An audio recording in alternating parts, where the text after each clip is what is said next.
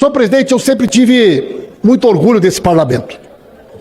Sou parlamentar aqui há 6 mandatos, 4 vezes o mais votado do meu partido no Rio Grande do Sul.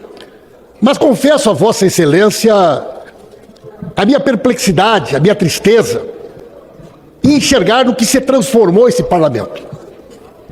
Essa casa que já teve deputados como Ulisses Guimarães, figuras do parlamento como Mário Covas, Teotônio Vilela, Fernando Henrique Cardoso, que aqui tinham grandes debates da esquerda com a direita, hoje virou uma casa onde a oposição é representada quase que na sua totalidade por figuras caricatas, figuras imbecilizadas, que sobem até a tribuna como personagens e que falam olhando para o celular para lacrar num vídeo na internet, normalmente sem nenhum conteúdo, repetindo bobagens, agressões.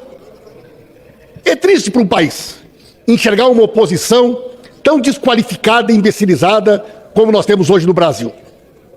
Mas eu penso, senhor presidente, poderia ser diferente? Que grupo poderia se formar tendo Jair Bolsonaro como líder? Nós, que tivemos a oportunidade de conviver com ele nessa casa, sabemos e conhecemos bem quem é Jair Bolsonaro. Jair Bolsonaro que saiu corrido do exército, fugido pela porta dos fundos para não ser expulso. Jair Bolsonaro que sempre foi nessa casa um parlamentar medíocre. E se tem uma característica do Bolsonaro nessa casa, é sempre ter sido um covarde. Parlamentares mais antigos como eu lembram do Bolsonaro brigando com as mulheres, com as deputadas mulheres. Eu nunca vi o deputado Bolsonaro discutir com homem. Com mulher, ele era corajoso. Bolsonaro também gostava de ofender, atacar jornalistas mulheres. Mas com os homens ele sempre foi covarde. Poderia um grupo que tem um covarde como líder sair diferente dele? Evidente que não. Por isso que esses parlamentares imbecilizados vêm à tribuna e ofendem, agridem pessoas que inclusive não estão presentes. Porque esta é uma característica dos covardes, de falar de pessoas que não estão presentes. Além disso, senhor presidente, todos nós que conhecemos a trajetória do Bolsonaro, sabemos que se tem uma outra característica do Bolsonaro, além da covardia, é a sua relação muito íntima e próxima com o crime organizado e com as milícias do Rio de Janeiro. Se a gente analisar os mapas eleitorais do Bolsonaro e dos filhos, a gente vai ver que historicamente são votos em áreas comandadas pela milícia. Mas, mais do que isso, nós que conhecemos o Bolsonaro e a história do Bolsonaro, sabemos da sua relação de proximidade com Adriano da Nóbrega, capitão Adriano da Nóbrega, assassino, chefe do escritório do crime, da milícia do Rio de Janeiro, e que tinha a mãe e a esposa. Isso mesmo, senhor presidente. O chefe do escritório do crime da milícia do Rio de Janeiro, o famoso capitão Adriano da Nóbrega, tinha a mãe e a mulher nomeada no gabinete do Flávio Bolsonaro, na Alerj, como deputado estadual. Só que nunca apareceram para trabalhar. Recebiam a mãe e a mulher, foi assassinado. O capitão Adriano da Nóbrega, líder da milícia, foi assassinado. E os senhores deputados mais novos talvez não saibam, depositavam o salário todos os meses na conta do Queiroz. E quem era o Queiroz? O PC Farias da família Bolsonaro. O PC Farias da família Bolsonaro. E durante anos, as contas do Bolsonaro, as contas da dona Michele, as contas pessoais da família eram pagas com o dinheiro dos familiares da milícia, dos familiares do crime organizado. O dinheiro da mãe e da mulher do Adriano da Nóbrega ia para a conta do Queiroz. E o Queiroz pagava as contas pessoais da dona Michele. O PC Farias da família Bolsonaro se chamava Queiroz. E eu muitas vezes desafiei a família para que me processasse, para que eu pudesse pedir a quebra do sigilo bancário do Queiroz e mostrar cada centavo do dinheiro do crime que entrou na conta dele para sustentar esta família de criminosos.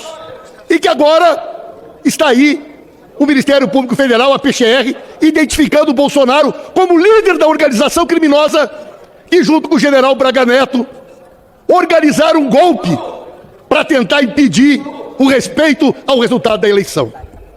Portanto, senhor presidente, que maneira poderia ser diferente? Um time que tem como capitão um covarde ligado com a milícia do crime organizado. Uma organização criminosa que tem como líder uma figura como ele não poderia ter apoiadores, não poderia ser composta por militares ou por parlamentares diferentes destes que, lamentavelmente, a gente assiste nessa casa.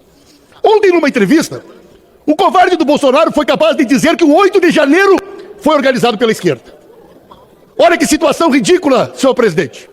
Segundo o Bolsonaro, passada a eleição, a esquerda financiou acampamento na frente dos quartéis. Segundo o Bolsonaro, fomos nós que financiamos aquelas pessoas durante meses, comendo e bebendo sem fazer nada na frente dos quartéis.